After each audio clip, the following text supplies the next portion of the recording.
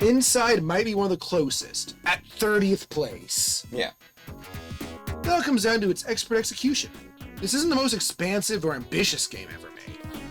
However, this puzzle platformer feels like one of the tightest experiences in all of the game. And it's another one of those games that is very heavily narration-based, or narrative-based, without having any dialogue. Or game, well, not as game, some gameplay. Yeah, it does. Tasking with bringing a boy through a factory full of nasties, paired with an oppressive authoritarian vibe. Feels like one of the best executions of this feeling, the best SCP entries give you. If Limbo was the proof of concept, Inside was Playdead's masterpiece. Oh yeah, that's right. It's the same people who made Limbo. It also has a connection probably to your community. Yeah. Not many people there that end up becoming... amalgamations of multiple people. Yeah, I'm cool with it, I think. Woo! Shin liked this one. I forgot about this game, but it should be here. It's very good. You play as Zagreus, the son of Hades, the god of the underworld, who wants to escape the underworld and make it to Olympus. However, Hades won't let you without a fight, so you'll need to defeat various enemies, bosses, and unexpected foes in order to make it. If there are two things Supergiant Games gets right, it's combat and art style. From the moment you set off into the underworld, you're met with mesmerizing character design, all with some stellar voice acting to boot. Their cartoonish yet powerful looks bring the Greek heroes to a brand new light and make them somewhat human despite their unfortunate positions. No, the Greek heroes and gods have always been very human. That's kind of like a defining trait of that particular era of deities. Then, when you get into battles, you face viscous, yet satisfying hack and slash. Oh, no. It's a very, very goopy hack and slash. I did not remember that. Through the smaller monsters and a tricky tactical battle with bosses, naturally being a roguelike.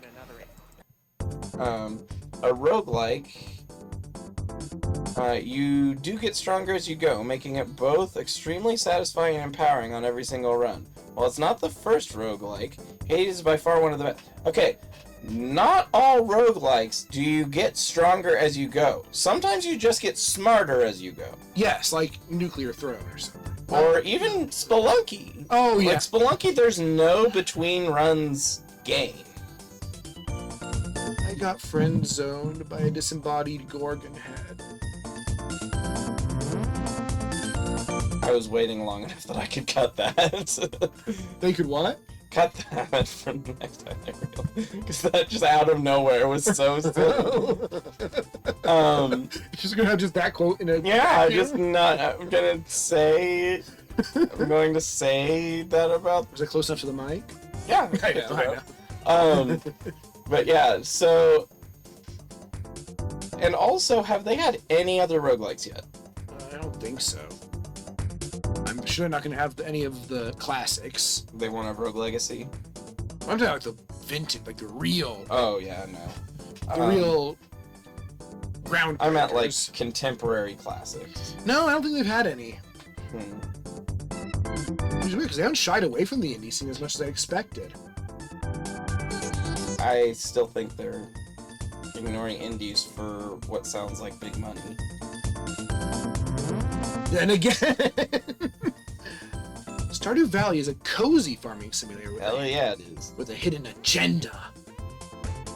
Players grow their farms, raise animals, and fall in love, all while deciding the fate of the town as the evil Jaja Corporation attempts to suck the community-drive resources. Stardew Valley is a farming game that lures you in with adorable chickens and leaves you fighting for the sake of the community against a mega corporation.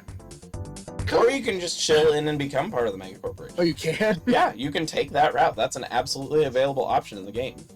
The bad route? Kind of, yeah. You basically destroy the town, in a sense. Bad end? The complex elements of the plot are enhanced by a cast of relatable, realistic characters. Ooh. That struggle with mental illness, poverty, homelessness, and complex relationship hurdles. And it serves to ground the game in realism instead of an idealized fantasy. It doesn't serve to, it servers to. This makes Stardew Valley incredibly relatable, and enhances the player's connection to their little farming town. It's a good game. It really is. If you like those types of games, there's a reason this one is so successful. I don't know about this next one. Oh. I don't know. Well, it's pretty It's big. pretty iconic. It's not my game, probably, but it's pretty iconic. You don't have it, do you? No. Well, it's not your game then. It's probably free to play, though, since it's live service. You never know, though. Destiny 2 is a first-person shooter game that has players taking on the role of guardians Somebody scream. who fight for humanity's survival through the unique PvE activities such as raids and dungeons, Activities. while offering between players too. Yes, player versus player is between players. That is true. That is what that is. It should be PvP against enemies. Yeah. What would enemy players? Or PvP versus the environment. It's where you like throw the other players at walls and stuff to break them. Yeah, or PvE versus players. Bob the the Bingus. Bob the Bingus. While this game has certainly seen better days, Oh, meaning that it's automatically not the best now, but it was the best. taken as a whole, Destiny 2 is a one-of-a-kind shooter. While, like the first game, the sequel stumbled out of the blocks, it finally reached greatness with Forsaken. So again, it didn't start as the best, and it didn't end as the best, and somewhere in the middle it was fairly good. There have been ups and downs since, but it all culminated with the exceptional The Final Shape, which capped off the emotional 10-year journey with triumph. So it took them 10 years to get to what they're talking about as the best of the game, and then they're also saying that it fell off since then.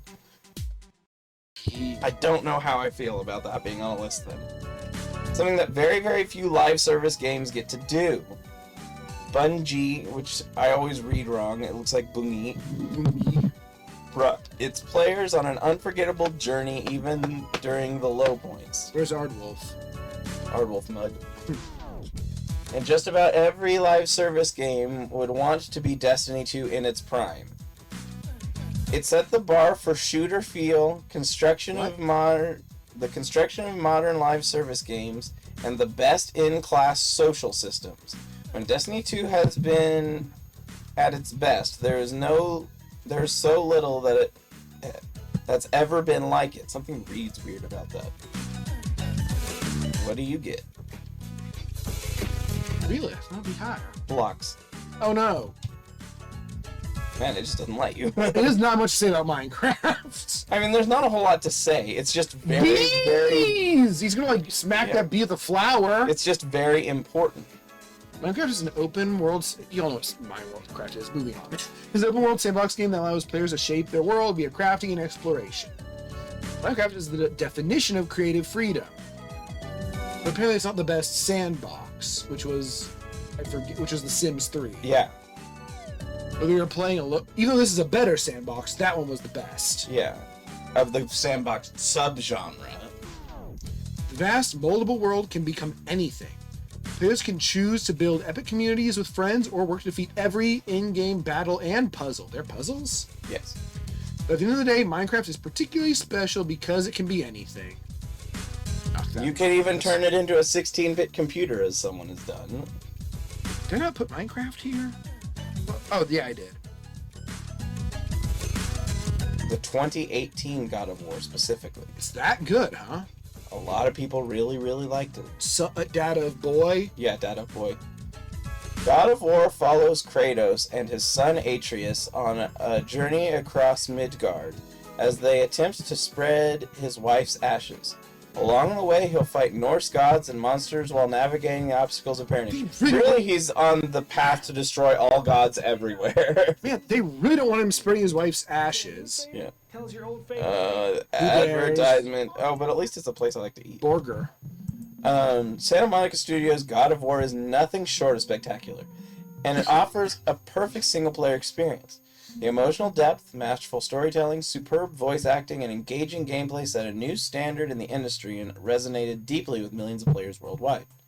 One of the standout features of this game is the single-shot cinematography, which maintains a continuous camera shot throughout the entire game without any cutscenes. This innovative approach provided an immersive experience that many players describe as one of the best they've encountered. Honestly, the 2018 God of War set an unprecedented benchmark for the video game franchise revivals that few games are likely to surpass. I wouldn't know. I've been told it's a very, very good game. Okay. It had to probably be on here. It's a Valve game that isn't Team Fortress 2. Yeah. An FPS about a scientist who is thrust into a dystopian, futuristic Earth and joins a resistance force to liberate the planet from its alien conquerors. Half-Life 2 was groundbreaking at the time of release, and even playing it in 2024, it's still a marvel of game design. Valve opted to tell an entirely new story, with only bits of hangovers from the original Half-Life, rather than creating something that was just retreading old ground. Yeah, and it ended without an ending. Oh, it did? Yeah, it ends on a cliffhanger, and there was never a third one. That's why it's such a big deal. Yeah, that's where the whole meme comes from. The upgrade to the Source engine also ended up being great for the game. Not only did Half-Life 2 have some of the best graphics of its time, it also meant physics puzzles, big levels, and buttery movements became some of the most memorable elements of the game. I like just called buttery movements. Yeah, isn't it smooth? And slippery. And the engine being used in countless games ever since, it's proved to be one of the best decisions Valve has ever made. I still don't know what stands out about Half-Life 2, but apparently it's a big deal. Are you looking at butter recipe? You know, I'm looking up something because I want to go back to a contentious claim I heard before. That ain't gonna be there. Sorry. No, it's not going to be on the list. March 21st, 2005. It wasn't on my list, but it was on the list in my head of. Okay, so it does just barely have the ability to throw objects in the surroundings before Time Splitter's Future Perfect. Oh, I forgot Halo existed. What? I don't even care for this series, and I remembered that it existed. Halo 3 continues humanity's ongoing war against the Covenant, the alien race that seeks to rule the galaxy. However, this time Master Chief also must contend with a new threat, the Flood. Not only does Halo 3 have some of the most iconic campaign missions from the series, we're looking at you, Halo, but its fantastic multiplayer still remains one of the finest examples of FPS fun. Whether it's queuing up for intense survival rounds of infection, narrowly winning a close capture the flag match, or just taking part in regular TDM battles of Slayer, there's a lot to love. Halo 3 was also the first game to include Forge, the beloved multiplayer map editor that enabled players to create their own custom game modes. It essentially transformed Halo 3 into one big party game, spawning popular mini-games such as modes like Jenga, Cops and Robbers, and Hit and Run. Jenga? Yeah! Forge alone brought near infinite amounts of fun. Well, you should see some of the custom maps that were in Warcraft 3 and StarCraft. I tried and I did not understand stuff. anything that was going on. The Forge alone and infinite amounts of fun, and its magic formula is yet to be recreated from the series since. It's not hard to see why so many Halo fans hold the third installation as not only the greatest Halo of all time, but also one of the best FPS games to ever grace our There's screens. been a lot of FPSs here. Gee, I wonder why. Why? Because that's apparently the only thing that's popular. Beatles. Oh, there's another one. 22. I wonder if Link to the Past is on here. Probably. Link sets forth on another quest under Princess Zelda's orders as he once again attempts to prevent a great calamity in Hyrule. He fails, but then he succeeds. Arguably Time travel. the most iconic game of the Nintendo 64 generation. Arguably. Ocarina of Time was as close as we got to a perfect game during that era. Oh, so I think it has like an almost perfect Metacritic score. So this is the last 64 game we'll see. The Zelda series was already no Banjo-Kazooie. Right. There's already a big player in the space, but this release changed everything. Link's adventure across Hyrule sees some attempts to claim the titular Ocarina before evil series antagonist Ganondorf. What? Is that what the adventure is? No, it isn't. You get it like halfway through the game. No, you get it like a third of the way through the game. I think? Yeah? From the gameplay to the narrative to the all-time great soundtrack, there's a reason that Ocarina of Time is the most critically acclaimed game ever. It's like a 99.9%, and I have no interest in it. No, There are plenty, like, there's even some 3D Zeldas, there's an R-Way. but I'm not interested in this game. I'm not interested in Majora's Mask, except, like, maybe reading bits about kind of the theorizing, because it is kind of an interesting conversation. It's not Banjo-Kazooie. Whatever's next is not Banjo-Kazooie, and I am insulted by that. It's not Banjo-Kazooie. That's an insult. That also might mean there's no Star Fox on the list. Anyway. Isn't that kind of considered the best Star Fox game? It is the best Star Fox game. I don't know what you mean it's considered.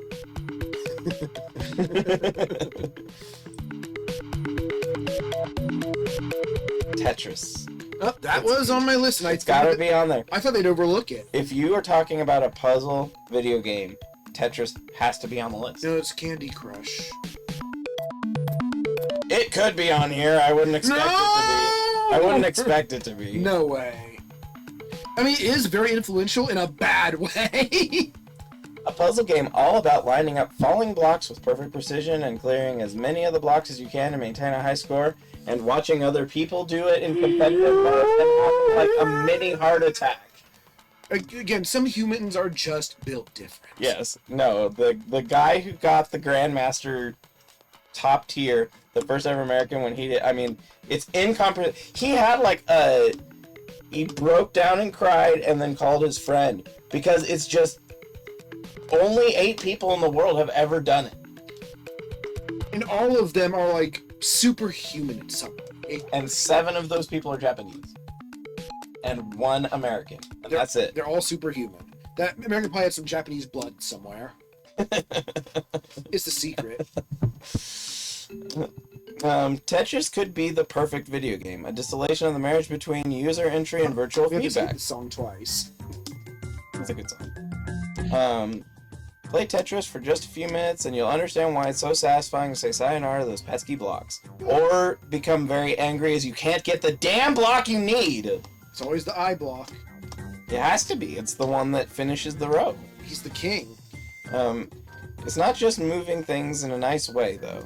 The increasing feeling of pressure is also crucial. Just as soon as you start to feel like a master of the titular tetrominoes, the speed kicks in and tests your thumb twiddling. Recent titles like Tetris Effect, Puyo Puyo vs. Tetris, and even more prove that the core formula is timeless and could be released as a classic today. Plus, the original theme still slaps. It does. That also saying that there's no Puyo Puyo on the list.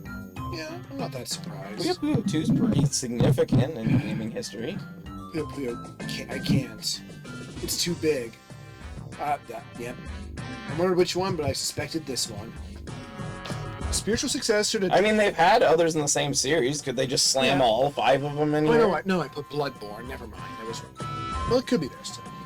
Spiritual successor to 2009's Demon's Souls, Dark Souls involves an undead soldier's desperate quest to rid themselves of their curse before it consumes them. Dark Souls is a grim but enthralling adventure through a rotten, depressing world where nearly everything wants to kill you. And even when you do the right thing, it's really bad. And sometimes you just have to do the wrong thing or you can't progress the game. It became... Oh, it's this song again. It's a good song. It became notorious for its punishing difficulty and epic boss fights, later becoming a cult classic, and then becoming just a Later becoming a cult classic? I think it was a cult classic from like year 1. And then it became a regular classic. Mm. The game's trial and error gameplay has a compulsive element. Main players want to overcome every obstacle for the sense of triumph it brings. Dark Souls also reminded many players who enjoyed gaming to begin with, bringing a distinct retro feel to its world and style. No interest. Any of them. I do. No A interest bit in of any interest. I just don't want to play as a rotten old undead folk man. Undead not my thing. Understandable. It was on 3 PlayStations. of them. Yeah. PlayStation 2 had 3 Grand Theft Auto games, and Grand Theft Auto 5 had 3 PlayStations. Well, And now they're finally gonna make 6, and they're gonna milk it for a decade too, so we'll see what happens with that. they'll milk it for 11 years. Well, at least a decade. Three criminals from wildly different walks of life come together to pull off some of the biggest heists in the history of San Andreas. Oh, so it's San Andreas too. Yeah, it's also tied in with San Andreas. There's a reason why Rockstar's riff on American culture is the second best-selling game of all time. It's a sandbox where every city block, inch of countryside, and off-road strip mall is given extra care and attention. And all of it comes to you just being a horrible person. Yeah, it's crime simulator. So too are its characters. But like, Saints Row, you're definitely doing bad things. But it's more about being ridiculous than it is about doing crimes. Right, it doesn't the game doesn't take itself seriously. Yes. But this has like a lot of comedy in it, or what's supposed to be comedy. Right, but I don't think it's playing itself for as much in the way of laughs. No, I mean, it's not direct. Why is it playing the same 4 songs? Paper Mario. What? This song again. I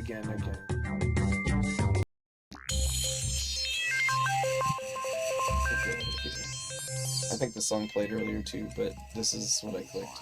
Sean! That's not gonna be on here. Okay. So too are its characters, Franklin, Michael, and Trevor, who Trevor is like the biggest sociopath in gaming history. Coupled with the incredible ability to swap between all 3 in real time, represents the most complete and immersive narrative a mainline GTA has ever offered. The trio represents the first for GTA. You care about these people despite their detestable actions and blatant lack of morality. A technical marvel even now, it's tough to see how GTA 6 will improve upon the formula besides boasting a prettier coat of paint over its predecessor. Joke ring. What do you get? Wow! It's... Uh-oh. Keep in mind where on the list this is, though. Which number is it? 18 out of 100. I mean, it was that influential. My list is already bigger than what we've got left. It might not all be there. An epic MMORPG adventure. It might not be there at all. Yeah, sorry, that's why that was a joke.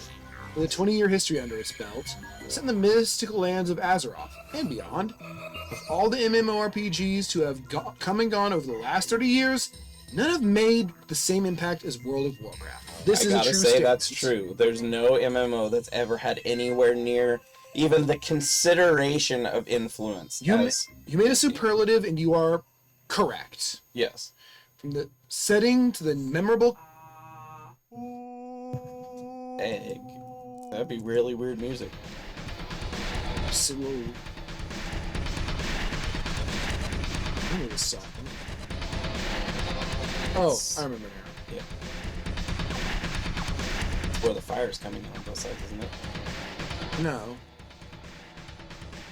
It was really, really short. That might be why you don't remember it. Ooh, have we already done this? This one I think has played. Well, it's a great song. From the setting to the memorable cast of characters and impressive class system, it's a complete offering that continues to draw millions of players. The resurrection of the older eras of WoW was a masterstroke, and the classic version of the game holds up just as well as it did in 2004, really. Blizzard captured lightning in a bottle with World of Warcraft, and though many have tried to replicate it since then, none have managed to strike that magic balance that sets WoW apart from its immediate peers. And also, it happens to get into the game at just the right time when it was one of the biggest companies in the world. So it had a few steps forward at the right time. Mark that off. The Witcher 3. I know Wild nothing Hunt. about Witcher. I know it's a really good RPG series. That's all I know. Except you play as that guy. Geralt. There it is. That one marked off my list. Infamous monster hunter Geralt of Rivia slays his way across the continent as he tracks down Ciri, a world-hopping prophecy child staying one step ahead of her other terrifying pursuers. While each chapter of CD Projekt Red's Witcher series has legions of dedicated fans, it was the third game that fully transformed the franchise into a pop culture juggernaut. Previous entries in the series took on pitch-dark European fantasy with sardonic wit, but Wild Hunt allowed a little more heart to shine through. The Witcher's rugged exterior and The Witcher's rugged exterior and was all the better for it. Shine through the Witcher's... Okay, I get it now. Shine through the rugged exterior. Alright, nothing bad happened. I happened to break from the sentence at the right time to make it sound weird. Geralt and Ciri's complicated father-daughter relationship is the heart of Wild Hunt, but the genre-best supporting cast, fully developed world, endlessly engaging quests, and finely honed steel and silver combat make the game sing. I think that means like both like war stuff and magic stuff. Doesn't sound very magic. And while much has been made of Henry Cavill's commitment to live-action role, VA Doug Cockle's Geralt is one of the gaming's greatest creations. Reed, what do you get? That was the specific game on my list. Really? Heart Gold, Soul Silver. This is our first Pokemon. It might be the only Pokemon. I'm fine with that, really. No mystery dungeon. Yeah. Oh, never mind. I'm sad, but I'm not surprised. Heart Gold and Soul Silver put you in control of a new trainer as they set off on a grand adventure across Johto. You always have a new trainer. Of course, while the game may have new mechanics of Pokemon, the mission's the same. You still gotta catch them all. No, you don't. You actually can't catch them all. And be the best that you can be. For a certain generation of Pokemon players, myself included, Silver and Gold were the definitive Pokemon games. It's unsurprising, then, that the remakes that fuse improved gameplay with the power of nostalgia remain a fan favorite. It's true that they didn't exactly reinvent the wheel, but these impressively remade captured, not in a Pokeball, everything we loved about the originals and added a fresh coat of paint that made the experience feel new again. The enhanced graphics, updated mechanics, and the additional features like the Pokewalker accessory that no one cared about. Oh god, this music does not fit. Which lets you take your Pokemon on the go, all contributed to the sense of adventure. Let's not forget the thrill of seeing your Pokemon follow you around, though Chikorita's following sprite looks terrible. A feature that made the world feel more alive and your bond with your Pokemon even stronger. I don't know why it is that you can't have all of your Pokemon out and following. What on earth makes it so that they have to go back in the ball? Because there's 6 of them, and that's too much. Just have friends. I want friends. That's what I want in a game. That's one of the big perks of Dragon Warrior Monsters, is all your friends are following you that are on your team. Does that not happen in the new one? I don't think so. Disappointing. Oh, damn, it's double Halo. And again, it's pretty important. An FPS set in the far future where you play as Master Chief, a genetically enhanced super soldier as he battles a genocidal alien species on mysterious ring world known as Halo. What were you gonna say? Yeah, 3 was the best, but okay. I guess it was more... They called it the best, and then they put this one above it. I guess it had a bigger impact. That makes sense. As a new console, Xbox needed its killer app, which was at the time the phrase you used. And Halo Combat Evolved proved to be one of the most crucial launch titles ever. App, I think. That might be true. I don't really know anything had applications other than computers at the time. The solid shooting mechanics, a memorable story, and advanced artificial intelligence for the time, Bungie was able to get a great game that innovated the FPS genre and modernized it for the 21st century. It was, I mean, I guess it was in most of the 90s, but is it really modernized? It's still doing the same kinds of things. Beyond its campaign, Halo really thrived on multiplayer scene. The perfect balancing between... Wait, wouldn't, like, GoldenEye be the one that modernized first-person shooters? Yeah, but it was before the 21st century. But I'm just saying, what modernizing after the 21st century? I mean, that... Because doesn't this even use the same health ring that GoldenEye does? No, I think one of them was segmented and the other one wasn't. But this had I just mean it's the same format. This had online, right? From out the gate? Yeah. Okay, that's a difference. I guess that is a modernization. The perfect balancing between each of its weapons and a variety of maps meant people were sticking with the game's versus modes well after they'd rolled credits. LAN parties were common thanks to Xbox's System Link abilities. The game still remembered today as one of the best multiplayer experiences of all time. Yeah, it was gonna... Okay, this should be on the list, but not this high. And it's my own bias, but I think Morrowind is better.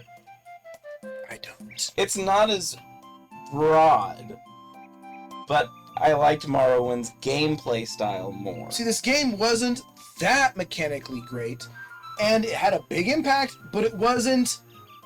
Why is this higher than Minecraft, for instance? Why is this higher than a lot of games? Why is this higher than Ocarina of Time? Yeah, like, they had Z targeting. This doesn't have Z targeting. The fifth and biggest game in the Elder Scrolls series. Scrim takes you to a mythical world infested with dragons. It also had 3 PlayStations, except that it wasn't on any of them. Skyrim's been milked for years and years and years the same way. It was on PlayStation. Oh, was it? Why wouldn't it be? Oh, that's right. It got released on everything eventually. It's on Switch. That's what I said. It got released on everything. I like eventually. just talking about a dragon infestation. Yeah, friggin' I got old dragons in my walls. Gotta call the exterminator. Dragon. My dragon trap is full. As a Dragonborn, it's your duty to explore the land, uncover its secrets, solve political problems, and above all, use your great power to solve the dragon crisis. And I also will say, of Bethesda games, their Fallout games are more interesting. And above all, dink around. An intergenerational classic, that's true. Skyrim That's because they never did anything afterwards. is a widely beloved game that revolutionized the RPG genre? How? It literally did everything that Oblivion did, only it was more It polished. had a better skill system. It had a simpler skill system that was just less bad. When it was released back in 2011, boasting an intriguing It's storyline, 13 years old, fuck. riveting side quests, seemingly endless list of things to do and ways to play. You're gonna be a stealth archer, though. Let's be real. Is it any wonder people are still playing the game now? I never ever used ranged weapons unless I That's- absolutely had to. That's for the modding scene. Thank the modding scene for that. All the features above were further enhanced by Skyrim's modding community, which is vibrant even in 2024. Belongs on the list, lower. Okay, but here's my one criticism. Modability, in and of itself, is a plus. But what the modding community does is not the game's development.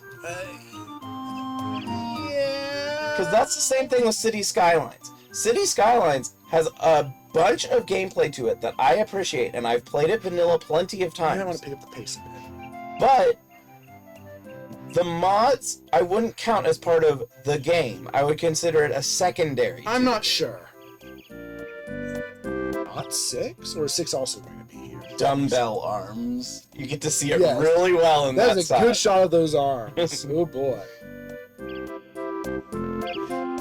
Oh. The planet is dying thanks Shit. to the Shinra Electric Power Company. God damn it. Friggin' Shinra. Unbelievable. Draining its life force to turn into cheap energy. A terrorist group named Avalanche tries to overthrow Shinra, but an even greater threat from the past has emerged. One that wants to destroy all life. Final Fantasy VII is one of the most important video games of all time. Is it? It helped the PlayStation gain a foothold in the industry, brought JRPGs That's to a true. massive audience, and helped establish Square Enix as a global entity. Even though they'd been a big name for a long time. Since, like, what, 1993 would be about when they probably had their first big Not name? that big, but so in the West, Final Fantasy kind of this is what really helped it succeed. Like, even Super Mario RPG is Squeenix. That's true. I mean, they've had Western appeal before then. The achievements aren't what fans remember, though. This is a game that feels special off the bat, dragging you into the world and the struggles of its characters with a single incredible opening scene. Beyond that, Final Fantasy VII is loved for its characters, epic scope, customizable battle system. The Materia system is still, to me, one of the best casting systems in the history of gaming. At least for turn-based. and powerful story with themes that still resonate to this day. All the games from here on need to be impeccable. Huh, an interesting choice, but... Okay, I have to say... Wait, those Goombas... What? This doesn't look like Mario World. Well, this is because it's a modded Mario map. Why are you showing a modded game? I don't know, but my other comment about this is because of the way that they have done what they've done so far with games in the past, they're not going to have Super Mario Bros. 3 on the list. That's surprising. I think we're in But why aren't they showing a screenshot from the game? Modability, even if it was accidental. Well, vacationing on Dinosaur Land, Princess Peach is kidnapped by Bowser, and Mario and Luigi must save her again. During their quest, they come across a green dinosaur called Yoshi, who is also in need of help. Yossi. His friends have been captured by Bowser's Koopalings, and Super Mario World. You helped. Yes. You helped capture Peach. No, Yoshi. His friends. Oh. Super Mario World. See, he was my friend. You apparently just kidnapped him. Yeah. You bastard. He's not your friend. He's mine My now. friend. Yeah. But he's not your friend. You kidnapped him. Super Mario World not only introduced Yoshi as a rideable enemy eater dinosaur, happens also has one of the most That's how you have to define him from now on. rideable enemy eater dinosaur. Yeah. But also happens to be one of the most iconic and well-remembered Mario games of all time. Yes. Yeah. Having been ported to almost every Nintendo platform since the SNES, except for the Nintendo 64 and the GameCube. Which means like half of them since then. Filled with colorful levels, a lot of action, new items, an incredible soundtrack. It's a simple soundtrack, but it's fine. They're all leitmotif. And plenty of secrets to unveil on its huge map. Super Mario World is a very well-designed platformer that's a ton of fun, proving that you can be simple as well as challenging. And the castle theme is the best version. Yes. Resident Evil 4, number 11. Alright. I forgot this existed. The fourth entry in the Resident Evil series focuses on Leon S. Kennedy as he is tasked with an escort mission for the entire game. Asking Ashley Graham, the US president's daughter, kidnapped by a mysterious cult and held captive in Spain. Resident Evil 4 redefined the Resident Evil series into not being a horror series when it came out in 2005. The earlier Resident Evil games employed janky movement system and fixed camera controls to take control away from the player, and also because they were necessities of at least the very beginning. Because they were PS1 games. Yeah. RE4 switched things up by using a fixed over-the-shoulder camera perspective, revolutionizing the mechanic we know today. I'm pretty sure that all the Silent Hills did that before this, did they not? It wasn't over the shoulder, it was like isometric kind of. It was overhead. Even 3? I don't remember. While the game is not that scary, editor's note, speak for yourself. Hey, editor, can you go back and do some more editing? It does get really tense. Ammo is scarce, and the most of the enemies are bullet sponges, making it a nightmare-fueled experience. While you would expect a horror game to have dark, gloomy characters, RE4 is chock full of fun and eccentric characters, and you can get eaten by a giant fish. Nightmare fueled. That means it doesn't fuel your nightmares fuel it. Yes. Yeah, it gets stronger as you have more nightmares. It's weird. Chock full of fun, eccentric characters, providing comic relief from time to time. Once you hear, well, I mean, even like Silent Hill 1 had some comedy moments, I think. Once you hear the iconic weapon merchant scream, I'll buy that at a high price, you'll never forget him. And if you kill him, you make it much harder to play the rest of the game. Because he stays dead. Oh, another COD. This one is... Wait. Oh no, it's another Modern Warfare. Yeah, so 2 COD Modern Warfare specifically on the list. First COD to depict modern warfare. These players take control of British SAS officers and US Army agents fighting against Russian ultranationalists and a separatist group led by Khaled al-Assad. The roots of the modern era of COD can be traced to the OG Modern Warfare, and it's good and bad. But they don't have much bad if it's this high up. Yeah, if it's number 10 of all time, all games ever made. Masterworks set the standard of confrontational campaigns with its anti-war message, and it still stands as the franchise's best. Its multiplayer mode would also pioneer the live service model with its DLCs. It went on to herald a string of Activision's finest COD entries, marking as the start of COD's era of cultural dominance. For what it's worth. Oh, it's this one. You came back. Hello again. I hear it's damn good. Have you not played Bloodborne? I played it here for like an hour. Oh. So we had Dark Souls 3 at number 20. No, Dark Souls 1. Oh, Dark Souls 1 at number 20, and now we have Bloodborne at number 9. Number 9? Trapped in a city full of plague and savage beasts, a lone hunter sets out to combat both threats in the end the cycle of death and despair they're trapped in and become a space squid. Yeah! Bloodborne is a spiritual successor to both Demons and Dark Souls, and keeps the formula that made both so successful, by not reinventing the wheel at all. However, this time the adventure is set in a bleak, nightmarish city, because it wasn't bleak and nightmarish at all in the Dark Souls games, at all, and abandons the backdrop setting for something more Victorian, which I will give credit, I like the Victorian setting more. Than generic medieval? Yeah. This allows the players to use gun, although I think the giant, like, skeleton chimera in the Dark Souls games is pretty cool looking.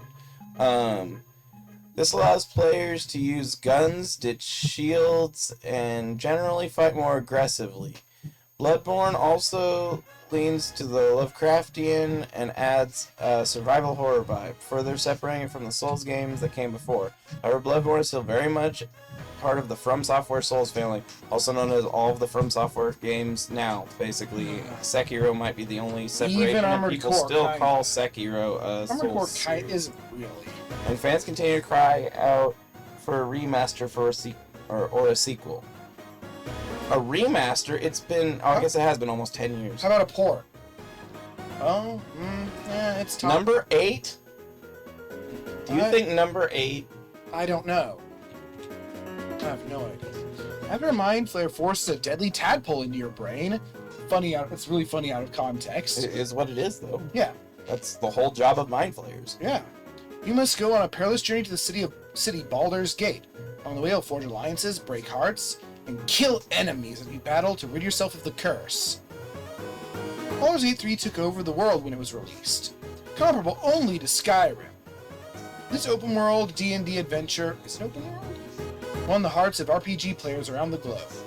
There's a reason it retains a steady player base a year later, though. The companions are incredibly well-rounded. The quests are addictive, there's always something new to find or defeat. Really, though?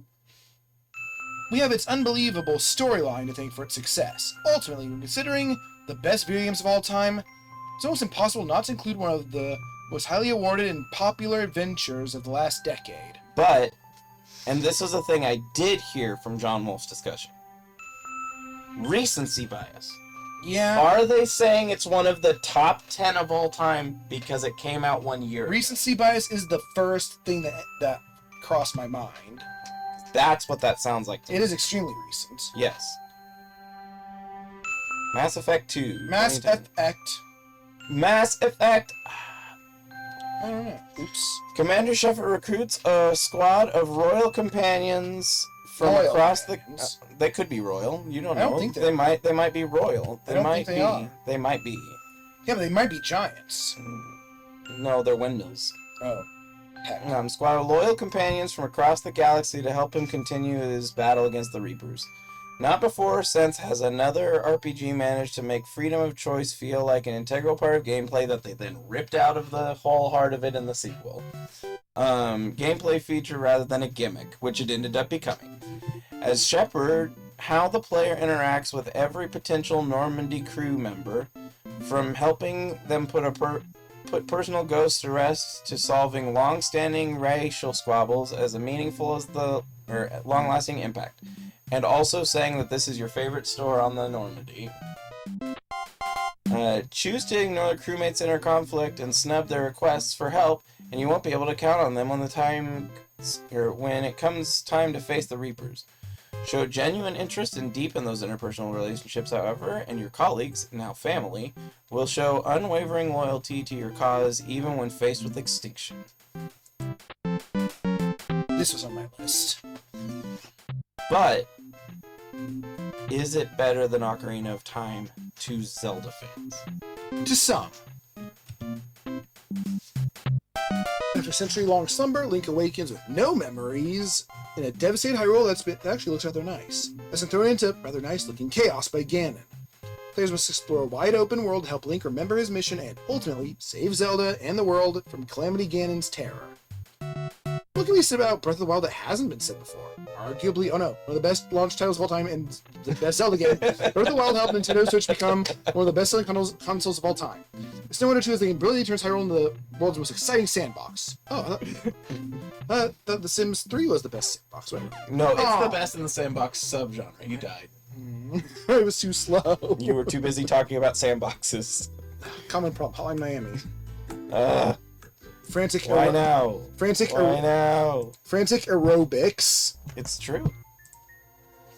Breath of the Wild really lives up to the go anywhere, do anything promise of the open world genre. Wish I could do it as my own character, but sure, there are certain goals and plot points you probably should be heading toward, but there's always something else to check out. Me and Skyrim. That's all RPGs after like 1995. Bot's Hyrule truly rewards you for exploring rather than spoon-feeding objectives and cluttering the screen with waypoints. While longtime Zelda fans may begrudge the game for its lack of traditional Zelda dungeons, the impact of Breath of the Wild cannot be overstated, something that's solidified by its clear influences on games that have come since, like Genshin Impact and Elden Ring. Genshin Impact better not be on this list, Those- especially not this high. I don't think either should be this high. Oh, I had Portal 1, but okay. This Portal 2 is number 5 of all time. I haven't played 2. Yeah, but you know about GLaDOS. No, What GLaDOS says in it, to some extent. not in 2. You don't know anything about 2? No, Really? not really, except for like Space Core. I know a lot about it. You just don't care for the gameplay. Portal Izzy 2 really doesn't. Portal 2 puts us back in the long fall boots of silent protagonist Chell for the second time, tasking players with navigating previously unseen areas of Aperture Science Labs. Through increasingly difficult puzzles, mind-bending storytelling, and smartly written characters like the beloved antagonist GLaDOS, the sequel expands upon the foundations laid by its 2007 predecessor in every conceivable way. Advanced physics systems and the addition of cooperative mode open the door for more sophisticated test chambers, for example, although you cannot do the story with cooperative. No.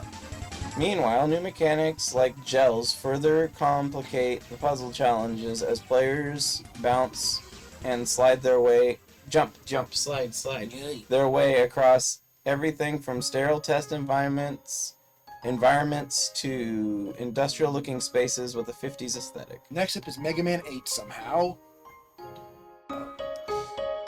As a person who really liked The Last of Us 1 and has no interest in 2, I Really don't think it fits at number 4 of all time. 20 years after a civilization-ending outbreak, That is saying it's above all Silent Hill. Like, it would have to at this point.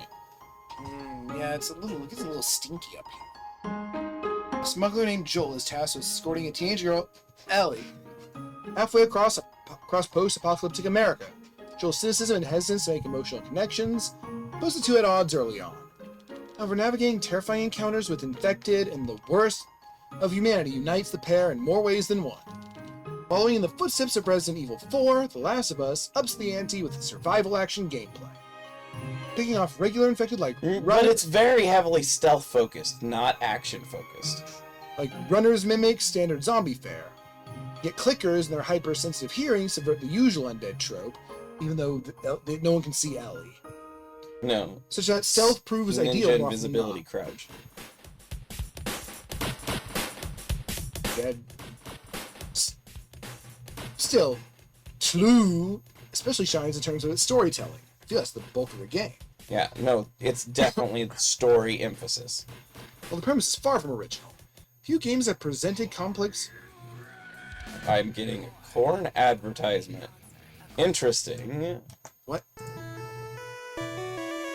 Code name Saint Anne. Oh, Saint Anne. Yeah, That's Japan. yeah. These few games have presented complex characters so cinematically, a feat made possible by the performance of Troy Baker and Ashley Johnson. I've heard that name. Those names. Along with the development team's incredible attention to detail. Yeah, it's a really influential game, and it was a fantastic story, but I do not think it makes top 5. Oh, really? That was on my list, but this high? I don't think this goes this high. It's a very interesting game, very compelling, and there's good writing, and the gameplay's pretty fun seeming. But I don't know. Yeah, I agree.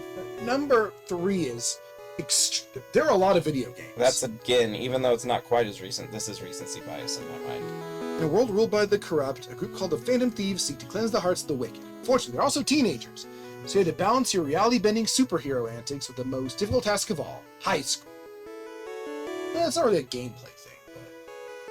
It is, it's just divided gameplay. It's weird to associate an RPG with style, is it? I think that's a very audacious claim to make. Few games have as much flair as Persona 5. It is very flashy in its Yes, presentation. it's definitely flashy.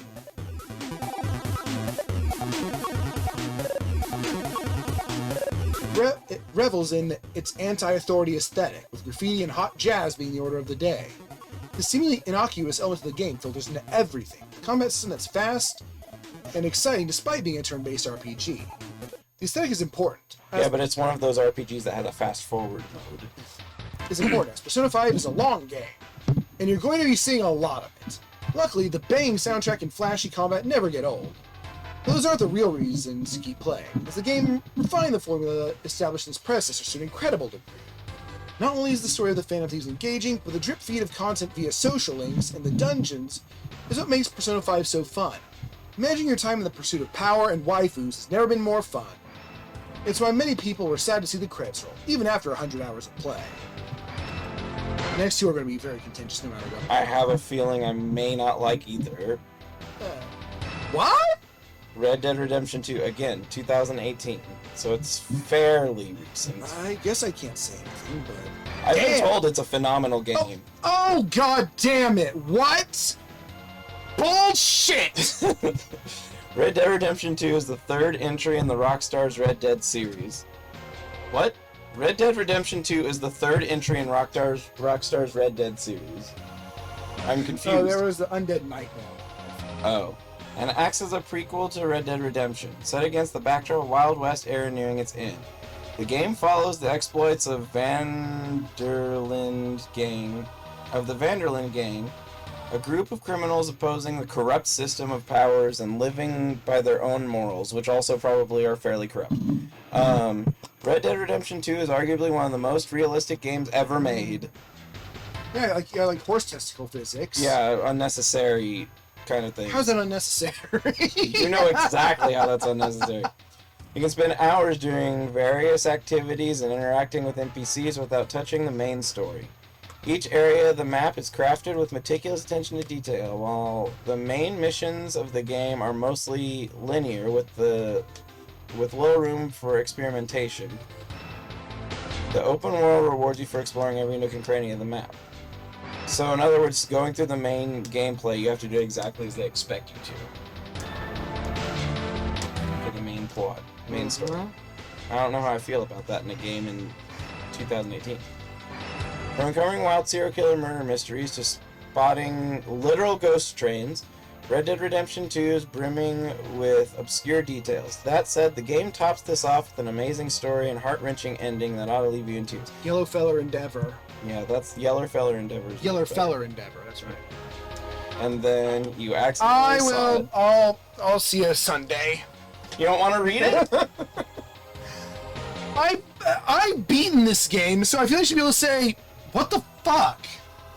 Elden Ring Jesus Christ, there's one right. is a Souls number one, where you play as Elden Ring is a Souls-like game where you play as a tarnished adventurer, exploring the lands between, while taking on some of From Software's most formidable bosses ever made.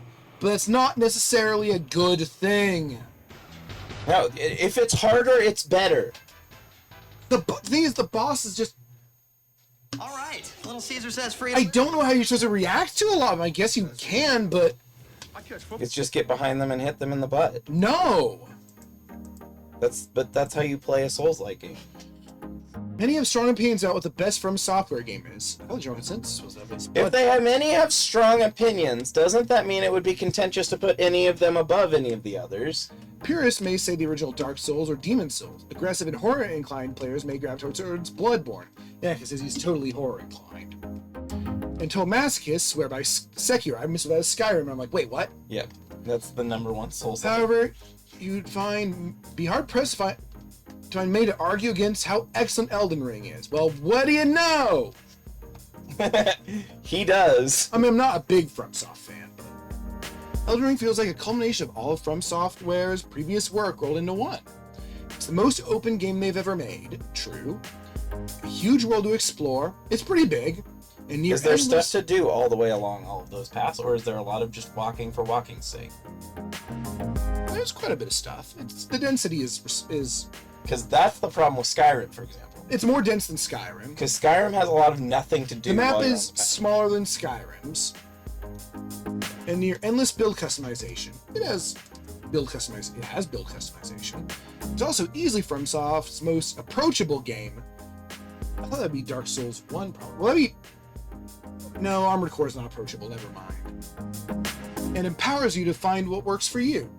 Whereas a game like Sekiro wants you to master its demands with belligerent rigidity, Elden Ring is a game all about expression. You can be a big tough warrior with a shield, support a Grim Reaper-esque bleed build with a scythe, something like spread Scarlet Rot, good luck against the bosses who are immune to it, or a sorcerer who deals in death magic.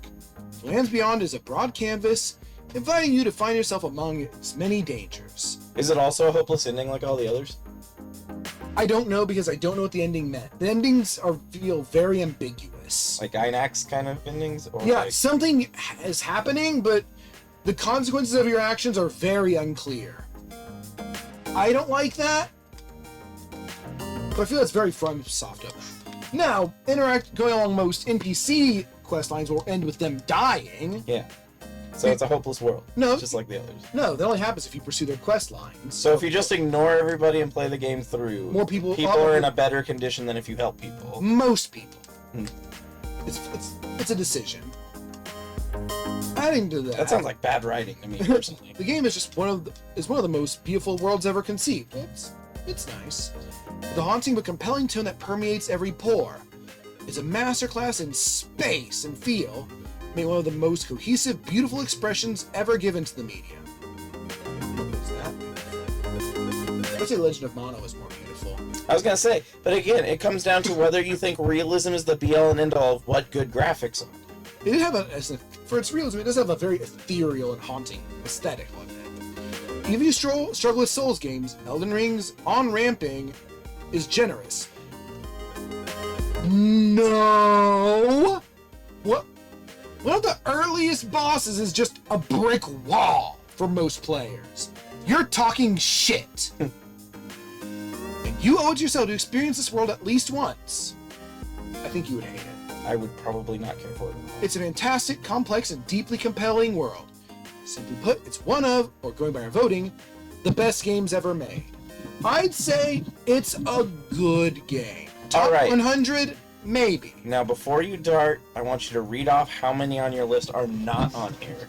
Alright. Sonic Adventure 2 wasn't on here.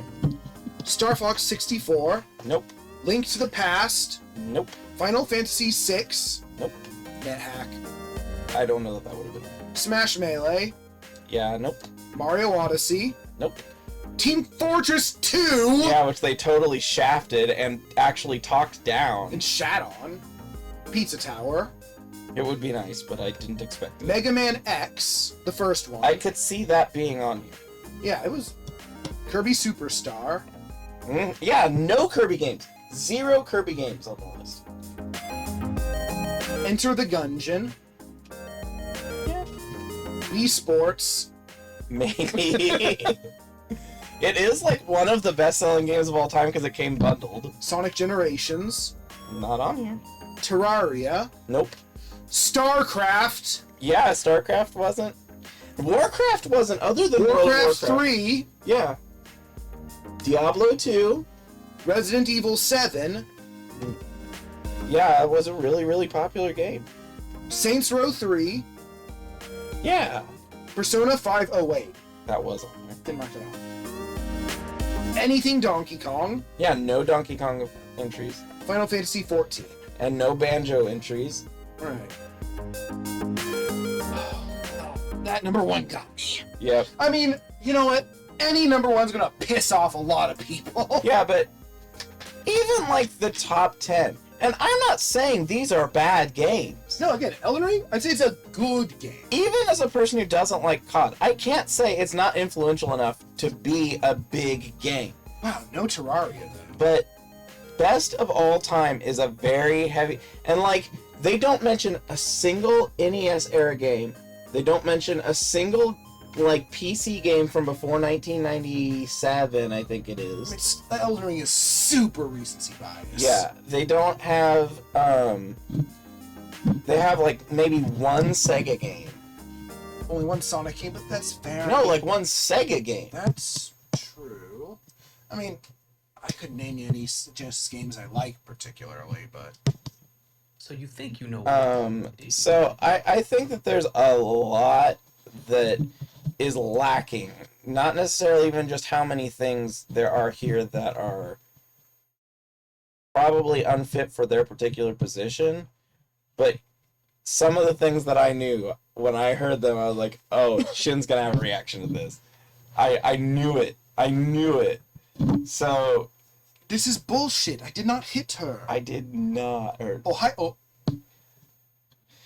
Wow. That Yeah, got me. no, yeah, no. And the closer it gets to the end, the more Yeah, awful you feel. Yeah, that's why I point out that the higher it gets, the spicier it'll get. And I was Yeah. absolutely right. Good job for Hades, though. I think Yeah.